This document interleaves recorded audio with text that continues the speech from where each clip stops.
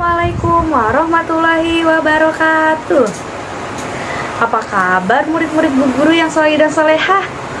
Semoga kalian semua dalam keadaan sehat, lalu diberi kelancaran saat beraktivitas. Sekian lama kita belajar di rumah, tentu kita sering mengamati benda-benda yang ada di sekitar kita. Ada benda padat, yaitu batu, kemudian ada benda cair dan benda gas. Nah, benda-benda yang ada di gambar ini sering kita lihat. Tentunya bagi kalian yang suka ke pantai, untuk merilekskan pikiran agar pikiran lebih fresh. Macam-macam wujud benda inilah yang akan kita pelajari dalam tema 3, subtema 2, pembelajaran 1 dan 2.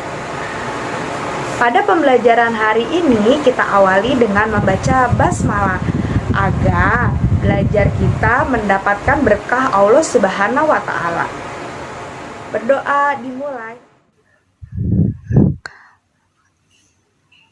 Apa yang akan kita pelajari tentang subtema 2 ini?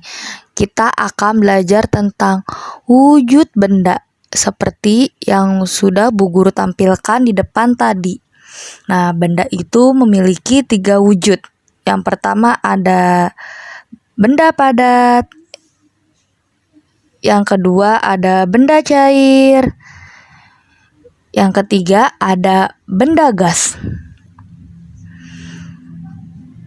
Tentunya kalian sudah sangat familiar tentang ketiga wujud benda ini. Agar kita lebih memahami, mari kita simak tentang wujud benda dari benda padat, cair, gas di sekitar kita.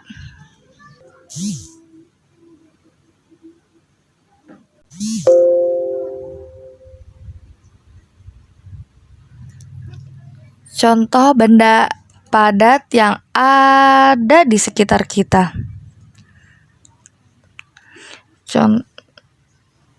Contohnya ada rak, bangku, meja, pensil warna, lemari. Tentunya tidak asing lagi bagi kita. Tentunya kita sering menemukan dalam kegiatan sehari-hari. Contoh benda cair di sekitar kita. Nah, setelah kita mengetahui apa saja tentang contoh-contoh benda padat, nah sekarang kita akan belajar tentang contoh benda cair yang ada di sekitar kita. Nah, benda cair itu otomatis bentuknya cair. Di sini ada teh, ada marjan, ada susu ultra, ada air mineral. Nah, selanjutnya kita bisa melihat tentang benda gas di sekitar kita. Nah, benda gas itu contohnya yang pertama adalah udara yang ada di dalam balon. Balonnya adalah benda padat. Nah, udara yang di dalam balon adalah contoh benda gas. Nah, yang kedua ada asap pabrik. Nah, asap pabrik ini adalah contoh benda gas. Itu adalah contoh benda gas yang ada di sekitar kita. Nah, setelah kita memahami adalah contoh-contoh benda padat, benda cair, benda gas, dan sekarang kalian amati gambar tersebut. Nah, di sini Dayu membantu ibunya memasak di dapur. Nah, anak perempuan tentunya suka membantu ibunya di dapur. Nah, laki-laki juga boleh membantu ibunya di dapur. Nah, di dapur itu kalian akan menemukan benda padat, benda cair, dan benda gas. Kalian sudah bisa menemukan benda padat, benda cair, dan benda gas. Berarti kalian sudah memahami macam-macam tentang wujud benda yang telah Bu Guru jelaskan tadi. Setelah kalian memahami tentang wujud benda, kalian masih ingat tentang tangga satuan di bawah ini? Nah, yang di atas ada kilometer, di bawahnya ada hektometer, di bawahnya lagi ada dekameter, di bawahnya lagi ada meter, desimeter, sentimeter, milimeter. Masih ingat aturan mainnya? Kalau naik dibagi dengan 10. Kalau turun satu tangga dikali dengan 10. Tugas kalian perhatikanlah rumah Edo ke rumah nenek. Nah, di situ ada denah. Kalau sudah, Bu Guru akan bahas tentang soal cerita. Nah, jarak rumah Edo ke rumah neneknya 5 km 300 meter. Berapa jarak rumah Edo ke rumah nenek dalam satuan meter? Nah, 5 km berapa meter? Nah, kilometer ke meter itu turun 3 tangga.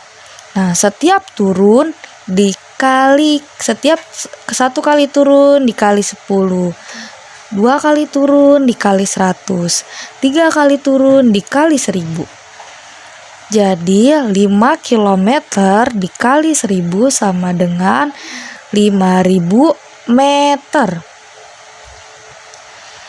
Nah, 300 meternya diturunin. Nah, 5000 meter ditambah 300 meter sama dengan 5300 meter. Jadi jarak rumah Edo ke rumah nenek adalah 5300 meter. Nah, anak-anak udah ada yang tahu tidak alat ini apa namanya? Nah, ini seperti kompas tapi bukan kompas. Kalau ada yang tahu, ini adalah alat altimeter. Adalah alat yang digunakan untuk mengukur ketinggian suatu titik dari permukaan laut. Nah, altimeter ini digunakan untuk apa sih biasanya? Untuk mengukur ketinggian pesawat atau mengukur tinggi sebuah gunung. Tentunya kita tidak mungkin kan mengukur tinggi gunung menggunakan sentimeter atau meteran roll. Nah, alat ini untuk mengukur ketinggian pesawat atau ketinggian gunung. Nah, di sini kalian bisa membedakan antara pesawat A dan pesawat B tinggiannya mana. Nah, alat untuk mengukur ini disebut adalah altimeter.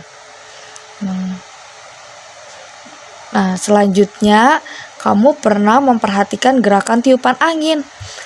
Angin adalah udara yang bergerak. Udara berwujud gas. Tidak terlihat namun dapat dirasakan. Tiupan angin kencang, lembut, dan sepoi-sepoi.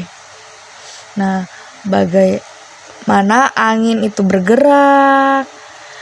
Ada yang sepoi-sepoi, ada yang kencang, ada yang berputar-putar, atau yang disebut dengan angin puting beliung. Sekarang adalah gerakan angin sepoi-sepoi. Pertama, kita berdiri tegak. Langkah kedua adalah toleh ke kanan. Langkah ketiga toleh ke kiri. Nah, lakukan secara pelan-pelan. Ayo kita lakukan secara pelan-pelan.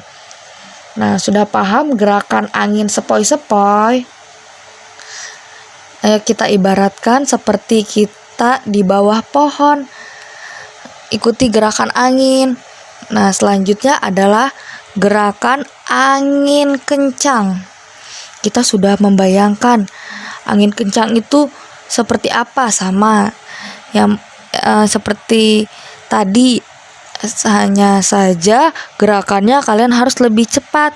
Kalau yang tadi kan sepoi-sepoi. Nah, kalau sekarang yang kencang, angin kencang itu kalian harus lebih cepat-cepat geraknya.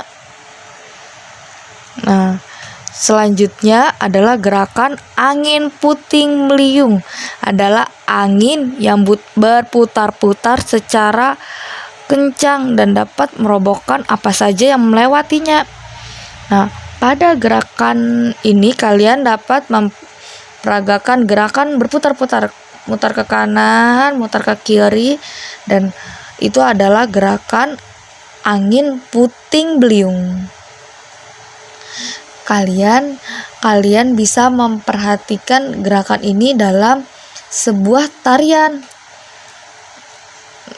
Nah, sesuai dengan alunan musik. Nah, sudah paham belum antara gerakan angin sepoi-sepoi, angin puting beliung, dan lain-lain.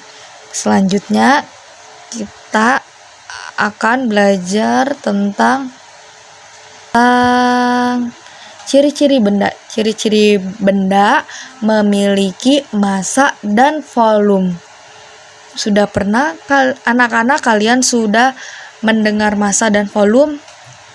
Nah, massa adalah banyaknya bahan penyusun yang terdapat dalam benda. Massa umumnya diukur dalam satuan gram atau kilogram.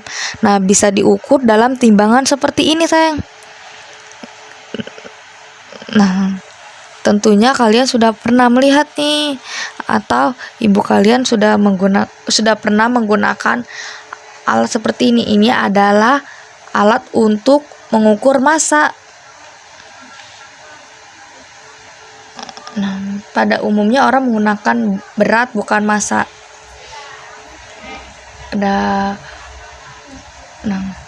Volume itu apa sih? Nah, volume adalah semua benda yang menempati ruang. Ukuran yang ditempati suatu benda itu adalah volume. Nah, contohnya seperti ini adalah 2 tempat ikan.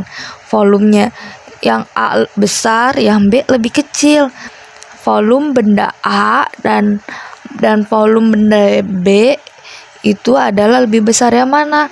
Otomatis kalian bisa melihat volume A lebih besar daripada volume B. Amatilah gambar berikut. Edo dan teman-teman sedang berlatih memantulkan dan menangkap bola di sekolah. Ketika tengah asik berlatih, tiba-tiba Udin terjatuh. Kakinya sakit dan tidak dapat berdiri. Edo dan teman-teman melihat Udin kesakitan. Edo dan teman-teman segera menghentikan permainan. Kemudian, Edo dan Benny menolong Udin dan memapahnya ke UKS. UKS singkatan Unit Kesehatan Sekolah. Setelah diperiksa, ibu guru menduga kaki Udin terkilir. Oleh karena itu, kakinya perlu diperiksa dokter. Perbuatan Edo dan Benny menolong Udin sangat terpuji.